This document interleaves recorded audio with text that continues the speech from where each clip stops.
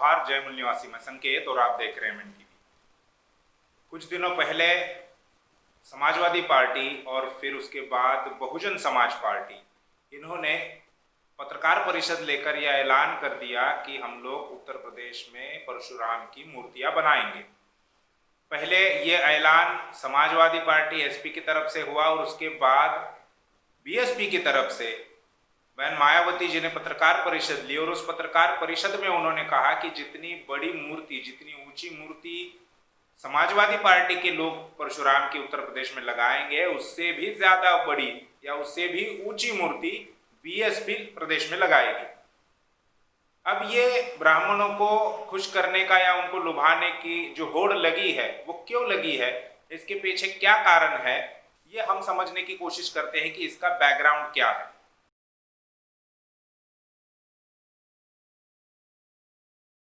इसका बैकग्राउंड ये है कि जब से उत्तर प्रदेश में बीजेपी की सरकार बनी है, तब से ये कहा जा रहा है कि ब्राह्मण बीजेपी से नाराज है। बीजेपी ने अब तक जितनी बार भी 3 से 4 बार प्रदेश में उनकी सरकार बनी है और हर बार उन्होंने ब्राह्मणों को मुख्यमंत्री बनने नहीं दिया या नहीं बनाया। गैर ब्राह्मणों को ही बीजेपी ने उत्तर प्रदेश का मुख्यमंत्री बनाया है। जब 2017 में बीजेपी को पूर्ण बहुमत मिला और फिर एक बार मुख्यमंत्री बनाने की बात आई, तब भी उन्होंने ब्राह्मणों को मुख्यमंत्री बनाने का प्रेफरेंस नहीं दिया, बल्कि उसकी जगह योगी आदित्यनाथ, जो कि क्षत्रिय है, ठाकुर कहलाते हैं, उनको प्रदेश का मुख्यमंत्री बना दिया। और इसी को चलते हुए प्रदेश के जो ब्राह्मण है वो बीजेपी से नाराज है, नाखुश है, ऐसी चर्चाएं दबे स्वर में हो रही थी। लेकिन ये चर्चाएं सतह पर तब आ गई जब आतंकवादी विकास दुबे का एनकाउंटर हो गया, उसकी हत्या हो गई, ऐसा भी कई लोगों का मानना है, उसकी हत्या कर दी गई।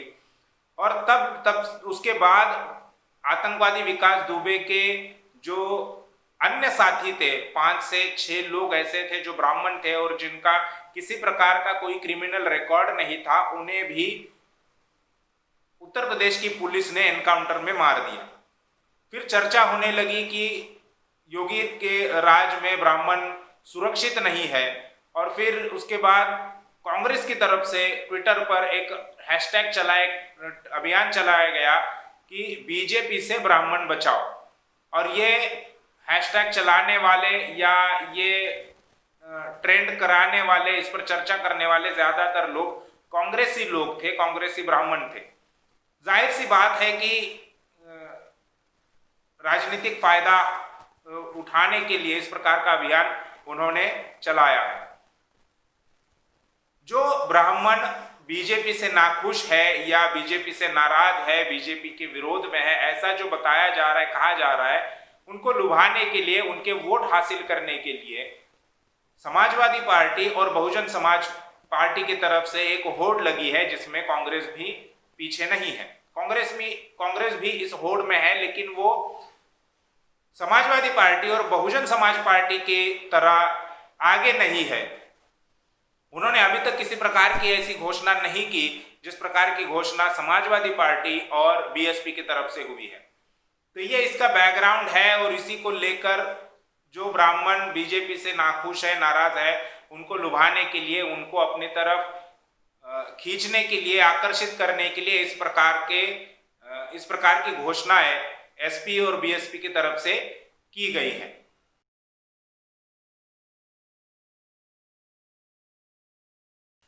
अब इसमें हमें देखना यह है कि क्या वाकई में इस प्रकार की घोषणाओं से ब्राह्मण लोग जो है उत्तर प्रदेश के, जो 8% वोट रखते हैं, क्या वो एसपी बीएसपी की तरफ जा सकते हैं? क्या एसपी बीएसपी को वो वोट दे सकते हैं बीजेपी से नाखुश होकर या बीजेपी से नाराज होकर या बीजेपी के विरोध में जाकर? तो इसका जवाब है नहीं। अब आप कहेंगे कि 2007 में तो बहुजन समाज पार्टी यानी बीएसपी को ब्राह्मणों ने समर्थन दिया, जिसके चलते प्रदेश में बीएसपी की सत्ता बन गई, मायावती फिर एक बार मुख्यमंत्री बन गए और बड़े बड़े समर्थन के साथ ज्यादा सीटों के साथ वो मुख्यमंत्री बनी थी, इसके पहले ऐसा नहीं हुआ था। तो ब्राह्मणों ने 2007 में भी बहन जी को समर्थन दिया है, बीएसपी को समर्थन दिया है, और इस बार भी अगर बहन जी शिद्दत से प्रयास करे तो ब्राह्मणों का वोट हासिल कर सकती है, ब्राह्मणों को अपनी तरफ आकर्षित कर सकती है। ऐसा कहा जाता है कि सर्वजन हिताय सर्वजन सुखाय की वो जो घोषणा या वो जो नीति बीएसपी ने बनाई, उसी को लेकर ब्राह्मणों ने या सवर्णों ने बीएसपी को वोट दिया और 2017 में उनको सत्ता तक पहुंचाया।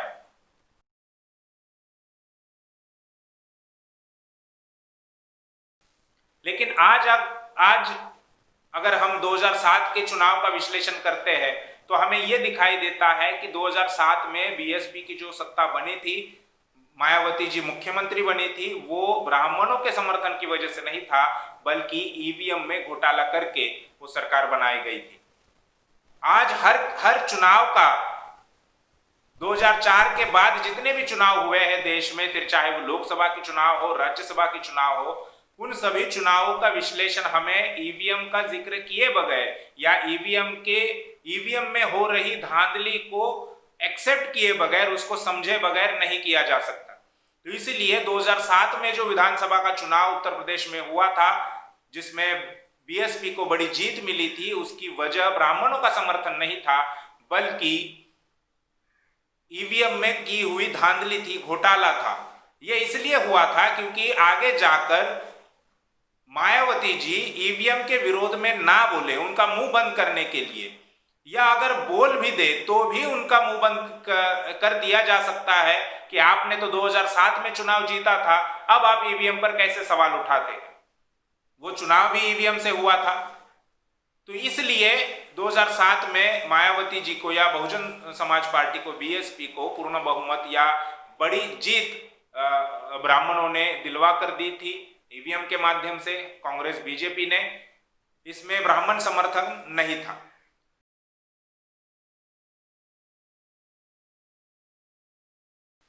जो ब्राह्मण अखिलेश यादव जब मुख्यमंत्री थे, उसके बाद उनका कार्यकाल समाप्त हो गया, उन्होंने मुख्यमंत्री का जो आवास है वो छोड़ दिया। जब उन्होंने वो आवास छोड़ दिया और योगी आदित्यनाथ को मुख्यमंत्री के तौर पर वहां रहना था, उस वक्त ब्राह्मणों ने पंचगव्य से, जिसमें गाय का गोबर होता है, गौमूत्र होता है और दूध होता है, और 4-5 प्रकार मिलकर गाय से निकलने वाले जो प्रकार है उससे बनकर ये पंचगव्य बनता है। यानी गाय के गौमूत्र से, गोबर से उस आवास को, मुख्यमंत्री के आवास को शुद्ध कर दिया गया था, पवित्र कर दिया गया था। तो जो ब्राह्मण आपको शूद्र कहते हैं, आपको नीच समझते हैं, आपको अपवित्र समझते हैं, अशुद्ध समझते हैं, क्या वो ब्राह्मण आपको वोट देंगे? वोट देकर आपको सत्ता तक पहुंचाएंगे? ये बात अखिलेश यादव ने खुद कही थी जब वो उनका मुख्यमंत्री का आवास पंचगव्य से शुद्ध कर दिया गया था। उस वक्त उन्होंने ये बात कही थी और ये भी कहा था कि उन्हें शूद्र होने का एहसास इस घटना ने दिया है। लेकिन फिर भी वही अखिलेश यादव ब्राह्मणों को खुश करने के लिए, ब्राह्मणों को लुभाने के लिए, उनके वोट हासिल करने के लिए इस प्रकार के ऐलान कर रहे हैं।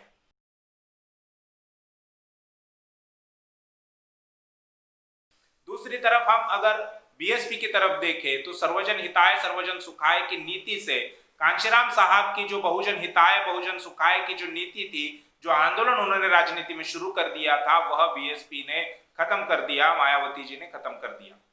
और इसी को लेकर बहुजन समाज जो 85% है वो मायावती जी के विरोध में जाने लगा। इस सर्वजन हिताय सर्वजन सुखाय की जो बात उन्होंने कही, ये जो नीति पार्टी में अपनाई, उसको लेकर बहुजन समाज बीएसपी के विरोध में जाने लगा।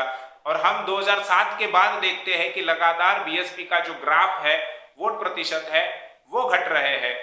केवल उत्तर प्रदेश में नहीं बल्कि देश के अन्य राज्यों में, मध्य प्रदेश की बात करें, राजस्थान की बात करें, बिहार की बात करें, महाराष्ट्र की बात करें, तो वहां पर उनके वोट प्रतिशत कम हुए हैं। जहां पर उनके कार्यकर्ता ज्यादा थे, उनके सीटें निकलती थी, विधानसभा की सीटें निकलती थी, वो घट रहे हैं। तो ये ग्राफ कम होने का कारण सर्वजन हिताय सर्वजन सुखाय, ये जो पॉलिसी मायावती जी ने या यूं कहे कि सतीश चंद्र मिश्रा ने बीएसपी में लागू की, इसको लेकर ये वोट प्रतिशत घटा है। बहुजन समाज जिनका उनका जो जनाधार था वो उनसे खिसक रहा है और केवल ब्राह्मणों को खुश करने का प्रयास बहन जी कर रही है।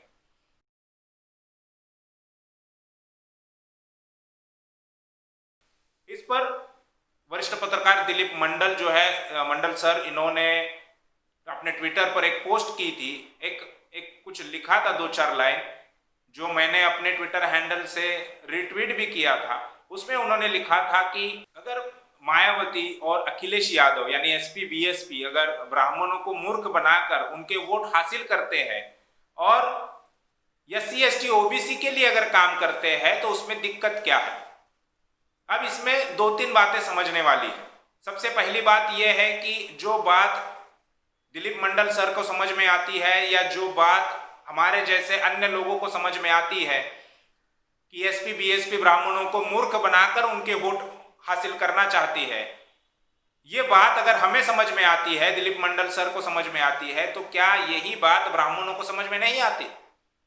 जिन ब्राह्मणों ने 1992 से लेकर अब तक मंदिर का आश्वासन देकर या मंदिर के नाम की राजनीति करके केंद्र की सत्ता हासिल की, ओबीसी को उनकी असली मुद्दे तक नहीं समझने दिए, उनके विरोध में हो रहे षड्यंत्र अभी तक समझ में नहीं दिए, क्या वो ब्राह्मण केवल एक मूर्ति के आश्वासन से या एक मूर्ति की घोषणा से मूर्ख बन जाएंगे?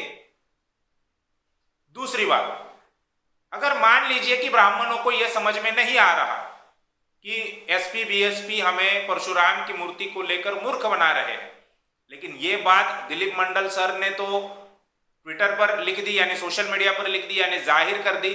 तो जिन ब्राह्मणों को यह समझ में नहीं आ रहा था या उनको पता नहीं था कि हमें मूर्ख बनाया जा रहा है एसपी बीएसपी के द्वारा, अब उनको भी ये बात पता चल गई सोशल मीडिया पर लिखने की वजह से। मेरा यह कहना है कि किसी को मूर्ख बनाकर वोट हासिल करने की क्या जरूरत है, फिर चाहे वो कोई भी हो, फिर चाहे वो ब्राह्मण हो या एससी एसटी ओबीसी माइनॉरिटी हो यानी बहुजन समाज हो। हमारे महापुरुषों ने किसी को मूर्ख बनाकर, किसी को ठग कर, किसी को अंधेरे में रखकर, किसी को अज्ञान में रखकर उसका इस्तेमाल करने की सलाह नहीं दी है और ना ही हमारे महापुरुषों ने वो काम किया है। सभी महापुरुषों ने, बुद्धा से लेकर अगर हम कांशीराम साहब तक अगर देखते हैं तो सभी महापुरुषों ने लोगों को जागृत करके, लोगों को अज्ञान से दूर करके, अज्ञान से बाहर निकाल कर उन्हें जागृत करके उनको असली मुद्दे समझाकर अपने साथ जोड़ा है, ना कि किसी को मूर्ख बनाकर। तो ये भी अगर एसपी बीएसपी, खासकर बहुजन समाज पार्टी की मैं बात करूं तो बहुजन समाज पार्टी अगर ब्राह्मणों को मूर्ख बनाकर वोट हासिल करना चाहते हैं तो ये भी हमारे महापुरुषों के सिद्धांतों के, हमारे महापुरुषों के विचारों के विरोध वाली बात है। ये कांशीराम साहब के विचारों के, उनके नीति के विरोध वाली बात है। अगर आपको वोट हासिल करना ही है तो लोगों को जागृत करिए, लोगों को जागृत कर कर जोड़िए और उसके बाद लोग खुद ही वोट देंगे, जैसा कांशीराम साहब ने किया। कांशीराम साहब ने कभी किसी को मूर्ख बनाकर उनके वोट हासिल नहीं किए। यह बात अलग है कि उन्होंने बीजेपी को मूर्ख बनाया था, यह दुश्मनों को मूर्ख बनाने की एक बात अलग है, लेकिन वोट हासिल करने के लिए उन्होंने कभी भी झूठ, फरेब या फर्जी बातों का सहारा नहीं लिया। उन्होंने जागृत करके ही लोगों से वोट लिया है। तीसरे इसमें बात यह है कि ब्राह्मणों का उत्तर प्रदेश में वोट प्रतिशत कितना है? 8% है। क्षत्रियों का 6% है। यानी परशुराम की मूर्ति अगर लगाएंगे तो इससे ठाकुर यानी क्षत्रिय जो लोग हैं वो नाराज हो जाएंगे। क्यों नाराज होंगे? क्योंकि ये वही परशुराम है जिसने 21 बार पृथ्वी को निक्षत्रिय कर दिया, यानी 21 बार पृथ्वी से क्षत्रिय लोगों का नरसंहार कर दिया, उनको समाप्त कर दिया। तो ये क्षत्रियों के लिए तो आइडल नहीं है। हो सकता है ये ब्राह्मणों के लिए आइडल हो, ब्राह्मणों के महापुरुष हो। क्षत्रियों के लिए तो वो विलन है, वो कोई आइडल नहीं है, वो कोई महापुरुष नहीं है। तो इससे क्षत्रिय नाराज हो जाएंगे। दूसरी तरफ बहन मायावती 52% जो वोट है ओबीसी का, उसको हासिल करने के लिए उनके पास क्या प्लान है? क्या उस प्लान पर, क्या उस रणनीति पर बहन जी काम कर रही है, काम करती हुई दिखाई दे रही है? जैसे ब्राह्मणों को अपने पास आकर्षित करने के लिए या लुभाने के लिए, मूर्ख बनाने के लिए, ये शब्द मैं नहीं प्रयोग करूंगा, लेकिन आकर्षित करने के लिए, उन्हें लुभाने के लिए, ब्राह्मणों को अपने साथ जोड़ने के लिए जिस प्रकार से मायावती प्रयास कर रही है, क्या उसी प्रकार का प्रयास बहुजन समाज, जो कांचीराम साहब का विचार था, उनका सपना था कि बहुजन समाज बनाना है, उन्होंने अपने आखिरी जीवन में कहा, आखिरी समय में कहा कि उन्होंने बहुजन समाज पार्टी तो बना ली, लेकिन वे बहुजन समाज नहीं बना पाए। तो क्या उस दिशा में बहन मायावती काम कर रही है? उस दिशा में उनके पास कोई प्लानिंग है, कुछ रणनीति है, कुछ कार्यक्रम है? ऐसा तो दिखाई नहीं दे रहा। चौथी इसमें बात यह है कि आपको 52% वोट हासिल करने के लिए उनकी जो समस्याएं हैं, उनके जो मुद्दे हैं, वो उठाने चाहिए। फिर वो सीएए, एनआरसी, एनपीआर का मुद्दा हो, इस पर मायावती जी ने कुछ नहीं बोला। अगर बोला भी हो तो केवल बयान था, कार्यक्रम नहीं बनाया उन्होंने। कहीं पर भी जितने बड़े मात्रा में देश भर से लोगों ने, बहुजन समाज के लोगों ने इन नियमों का, इन कानूनों का विरोध किया, सीएए, एनआरसी, एनपीआर का विरोध किया, उसमें बीएसपी कहीं पर भी देश भर में नजर नहीं आई। जिले या तहसील स्तर का उन्होंने एक धरना प्रदर्शन का भी काम नहीं किया, उन्होंने निवेदन देने का भी काम नहीं किया। साकेत का जो मामला इतना बड़ा खड़ा हो गया और उसमें देश भर से लोग जागृत होने लगे, देश भर से आंदोलन की मांग होने लगी, जिस पर ब्राह्मणों ने कब्जा किया है, उस मुद्दे पर बहन मायावती कुछ नहीं बोली। रिजर्वेशन खत्म हो रहा है, सुप्रीम कोर्ट से निर्णय आ रहे हैं, सुप्रीम कोर्ट की तरफ से ये बयान, ये स्टेटमेंट दिया जा रहा है कि आरक्षण मौलिक अधिकार नहीं है, उस पर बहन मायावती कुछ नहीं बोली। रिजर्वेशन इन प्रमोशन का मुद्दा, उस पर बहन मायावती कुछ नहीं बोली। क्रीमिलेयर का मुद्दा, जिसकी वजह से 314 ओबीसी बच्चे आईएएस नहीं बने या उन्हें आईएएस नहीं बनने दिया, उस पर बहन जी चुप है। जिस तरह से प्राइवेटाइजेशन हो रहा है, उस पर बहन जी चुप है। तो बहुजन समाज के जो तमाम मुद्दे हैं, उस पर बहन मायावती जी कुछ नहीं बोल रही है, और केवल ब्राह्मणों को खुश करने के लिए या ब्राह्मणों को लुभाने के लिए, उनको आकर्षित करने के लिए, उनका वोट हासिल करने के लिए ये बातें कही जा रही है। तो ये सभी बातें बहुजन महापुरुषों के विचारों के विरोध है, उनके नीति के विरोध में है, उनके कार्य पद्धति के विरोध में है, कांचीराम साहब के कार्य पद्धति के विरोध में है, क्योंकि उन्होंने कभी भी बहुजन समाज को अज्ञान में रखकर उनका इस्तेमाल नहीं किया, उनका वोट नहीं हासिल किया। तो यही बातें हैं, बहुजन समाज को ये समझनी चाहिए। और बीएसपी जिस प्रकार से काम कर रही है, एसपी की बात अलग है, समाजवादी पार्टी कभी बहुजन इस नीति पर या इस विचारधारा पर, इस संकल्पना पर उन्होंने कभी काम नहीं किया है। हालांकि वो पिछड़ों की बात तो करते हैं, लेकिन बहुजन समाज पार्टी जिसके नाम में ही बहुजन ये संकल्पना है, ये जो शब्द है,